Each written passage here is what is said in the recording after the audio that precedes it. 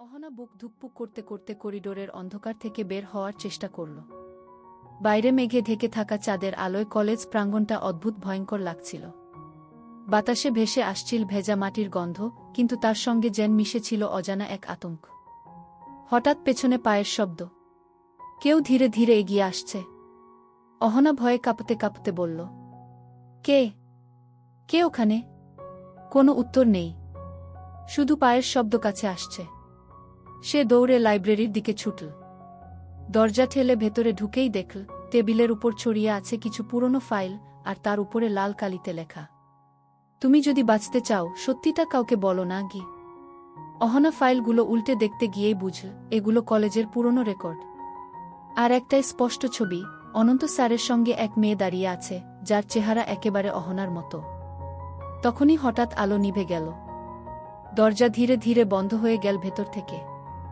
অন্ধকারে কণ্ঠস্বর, তুমি আমাদের খুঁজে পেয়েছ, এখন তুমি বেরোতে পারবে না গি। অহনা চিৎকার করতেই ফাইলের ভেতর থেকে উড়ে এল একটা ছোট্ট কাগজ। আজ রাতেই সব শেষ হবে। অহনা সিঁড়ি দিয়ে উপরে উঠছিল ক্লাসরুমের দিকে। হঠাৎ মনে হলো কে যেন পিছন থেকে তার ওড়না হালকা টান দিল। চমকে পেছনে তাকাতেই অবাক হয়ে গেল অহনা। দাঁড়িয়ে আছে অনন্ত স্যার, কলেজের সবচেয়ে রাগী এবং স্টাইলিশ শিক্ষক। অনন্ত স্যার গম্ভীর মুখে বললেন, অহনা, এত দেরি করে আসছো কেন? ক্লাস শুরু হয়ে গেছে গু। অহনা কাঁপা গলায় বলল, স্যার, আমি ট্রাফিকে আটকে গিয়েছিলাম গু। কিছু না বলে স্যার অহনাকে ইশারায় একটি ফাঁকা ক্লাসে নিয়ে গেলেন। অহনার বুক ধুকপুক করছে, শাস্তি পেতে হবে বুঝতে পারছে। অনন্ত স্যার কিছুক্ষণ চুপ করে দাঁড়িয়ে রইলেন, তারপর গম্ভীর গলায় বললেন, তুমি জানো আমি দেরি একদম পছন্দ করি না, কিন্তু একটা জিনিস খেয়াল করেছি, তুমি পড়াশোনায় খারাপ নও, তবুও অঙ্কে ভুল করছো। কি হয়েছে? কোনো সমস্যা? অহনা মাথা নিচু করে বলল, স্যার, বাসার অবস্থা ভালো না, পড়ার সময় পাইনি গে। অনন্ত স্যার কিছুক্ষণ তাকিয়ে রইলেন, তারপর হালকা গলায় বললেন, তোমাকে সাহায্য করব, কিন্তু শর্ত হলো তুমি প্রতিদিন বাড়ির কাজ ঠিকমতো করবে। এখন ক্লাসে যাও। অহনা স্বস্তির নিঃশ্বাস ফেল, কিন্তু তার মনটা অস্থির হয়ে রইল। স্যার হঠাৎ এত কঠোর থেকে নরম হয়ে গেলেন কেন? এর পেছনে কি কোনো রহস্য আছে? ক্লাসে গিয়ে অহনা দেখে স্যার দূর থেকে মুচকি হাসছেন, অথচ এই স্যারের হাসি খুব কম দেখা যায়। অহনার মনে কেবল একটি প্রশ্ন, স্যার আমার প্রতি এত নজর দিচ্ছেন কেন? এর পিছনে কি কারণ লুকিয়ে আছে? 3 দিন ধরে অহনা কলেজে যায়নি। হাত পায়ের ব্যথা একদিকে আর মন খারাপ অন্যদিকে। মনে হচ্ছিল, স্যার আমাকে এত কড়া শাস্তি দিলেন কেন? ওনার চোখে এত রাগ কেন? তৃতীয় দিন অহনা সাহস করে কলেজে ফিরল। ক্লাসরুমে ঢুকে চমকে উঠল। অনন্ত স্যারের ডান হাতে সাদা ব্যান্ডেজ, তার উপরে শুকনো রক্তের দাগ। অহনা ধীরে ধীরে পাশের মেয়েটির দিকে ঝুঁকে ফিসফিসিয়ে জিজ্ঞেস করল, এই শুনো, স্যারের হাতে কি হয়েছে?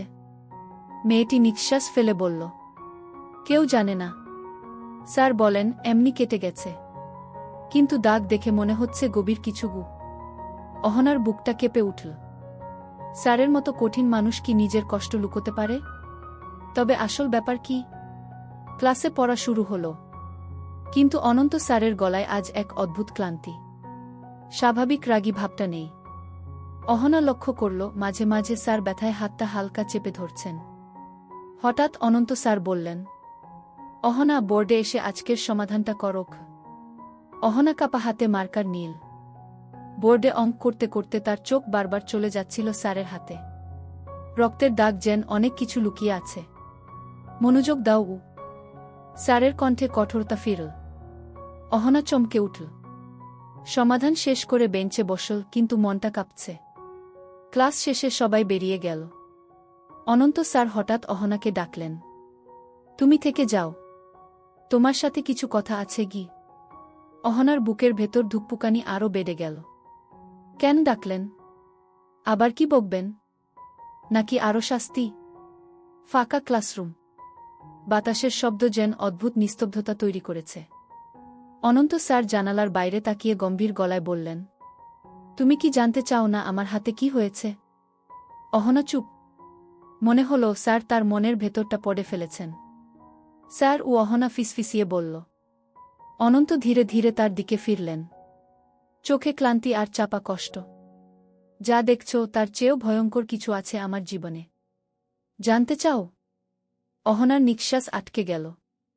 মনে হলো এক অজানা রহস্যের দরজা খুলে যাচ্ছে তার সামনে। ঠিক তখনই বাইরে থেকে কারো পায়ের শব্দ। অনন্ত স্যার চমকে উঠে জানালার পর্দা সরালেন। দূর থেকে দেখা গেল কয়েকজন অচেনা মানুষ কলেজের মাঠে দাঁড়িয়ে অনন্তের দিকে তাকিয়ে আছে। স্যার ফিসফিসিয়ে বললেন, তারা এসেছে আমার জন্য। অহনা, তুমি কাউকে কিছু বলবে না, না হলে বিপদ হবে। অহনার চোখ বিস্ময়ে বড় হয়ে গেল। তারা কারা? স্যার কি জটিলতার মধ্যে আছেন? ফাঁকা ক্লাসরুমে অনন্ত স্যারের শেষ কথাগুলো অহনার মাথায় ঝড় তুলল। তারা এসেছে আমার জন্য। কাউকে কিছু বলবে না, না হলে বিপদ হবে। অহনা কিছু বলার আগেই স্যার তাড়াহুড়া করে দরজা খুলে বেরিয়ে গেলেন। বাইরে পা রাখতেই অহনা দেখতে পেল মাঠের পাশে 3 জন অচেনা মানুষ দাঁড়িয়ে আছে। চোখে অদ্ভুত দৃষ্টি, যেন কাউকে খুঁজছে। স্যার সোজা তাদের পাশ দিয়ে হেঁটে গেলেন, কিন্তু তারা স্যারের দিকে তাকিয়ে রইল, যেন কিছু বলতে চাইছে। অহনার গা শিউরে উঠল। এরা কারা? স্যারের সাথে এদের সম্পর্ক কি? পরের দিন সকাল। অহনা কলেজের লাইব্রেরিতে একা বসে অঙ্ক কষছিল। হঠাৎ পাশের টেবিলে একটি ছোট কাগজ পড়ে থাকতে দেখল। তাতে অদ্ভুত কয়েকটি লাইন লেখা। যাকে তুমি বিশ্বাস করছো সে আসলে সত্যি নয়। সাবধান। অহনার হাত ঠান্ডা হয়ে গেল। কে এই চিরকুট রেখে গেল? স্যার, নাকি ওই 3 জন অচেনা মানুষ? ঠিক তখন অনন্ত স্যার লাইব্রেরিতে ঢুকলেন। স্বাভাবিক মুখে বললেন, অহনা, কালকে তোমাকে ভয় পাইয়ে ফেলেছি, কিন্তু তুমি যেভাবে মনোযোগ দিয়ে পড়ছ, ভালো লাগল। অহনা উত্তর দিল না। চিরকুটটা মুঠো করে লুকিয়ে ফেল। বিকেলে ক্লাস শেষ হলে অহনা কলেজের পেছনের বাগানের দিকে গেল। কারণ কাগজে আরও একটি লাইন ছিল। সত্য জানতে চাইলে বাগানের পুরনো শেডে এসো। অন্ধকার শেডের দরজাটা কড়মড় করে খুলতেই অহনা দেখল ভেতরে এক অচেনা মানুষ দাঁড়িয়ে, মুখ আড়াল করা। সে ফিসফিসিয়ে বলল, তুমি অহনা? ওনার কাছাকাছি এসো না। উনি যাকে বলে শিক্ষক সেটা এক অভিনয় মাত্র। ওনার অতীত জানলে তোমার পৃথিবী কেঁপে উঠবে। অহনা চমকে গেল। কিন্তু তখনই পেছন থেকে আরেকটি কণ্ঠস্বর, গভীর, রাগী। এখানে কি করছো অহনা? ঘুরে দাঁড়াতেই দেখে অনন্ত স্যার। অনন্ত স্যারের রাগী কণ্ঠে পেছন থেকে ডাকা মাত্র অহনা কেঁপে উঠল। ফাঁকা শেডের ভেতরে দাঁড়িয়ে থাকা অচেনা মানুষটা মুহূর্তে অদৃশ্য হয়ে গেল, যেন কোথাও লুকিয়ে পড়েছে। অনন্ত স্যার ধীরে ধীরে এগিয়ে এলেন। এখানে কি করছো? অহনার কণ্ঠ আটকে গেল। কিছু বলতে পারল না। স্যার হঠাৎ চারপাশে তাকালেন, যেন কাউকে খুঁজছেন। তারপর নিচু গলায় বললেন, কেউ তোমার সাথে কথা বলেছিল? অহনা মাথা নাড়ল, কিন্তু মনের ভেতর ভয় আর প্রশ্নের ঝড়। স্যার কি সব জানেন? নাকি তিনি এই রহস্যের মূল চরিত্র? স্যার বললেন, তুমি যা দেখেছ, যা শুনেছ, সব ভুলে যাও। এই জায়গা আর কখনো আসবে না, না হলে বিপদ তোমার উপরও নেমে আসবে। অহনার বুক ধুকপুক করছে। স্যার, সত্যি কি? আপনি কি লুকাচ্ছেন?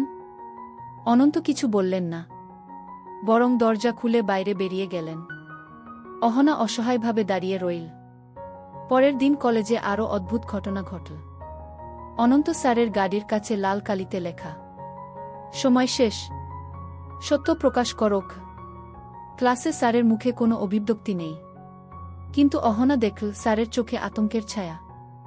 হঠাৎ লাইট চলে গেল। পুরো বিল্ডিং অন্ধকারে ডুবে গেল। ঠিক তখনই কেউ অহনার কানে ফিসফিসিয়ে বলল, ওর কাছাকাছি থেকো না, আজ রাতেই সব শেষ হবে। অহনা ঘুরে দাঁড়াতে গিয়ে দেখল কেউ নেই, কিন্তু অনন্ত স্যার দরজার সামনে দাঁড়িয়ে আছেন। তার দৃষ্টি সোজা অহনার দিকে। কলেজের অন্ধকার করিডোরে দাঁড়িয়ে আছে অনন্ত স্যার। তার চোখে এক অদ্ভুত দৃষ্টি, ক্লান্তি, রাগ আর ভয় মিশ্রিত। অহনা থরথর করে কেঁপে উঠল। স্যার! লাইট চলে যাওয়ার পর কেউ আমার কানে কিছু বলল। কে ছিল সে? অনন্ত গম্ভীর গলায় বললেন, তুমি কিছু শুননি। কেউ কিছু বলেনি। যা দেখছ সব ভুল। কিন্তু অহনার মনে হল স্যার জেন নিজেকেই বোঝাচ্ছেন। ঠিক তখনই করিডোরের দূরে হঠাৎ ঝলসে উঠল একটি আলো।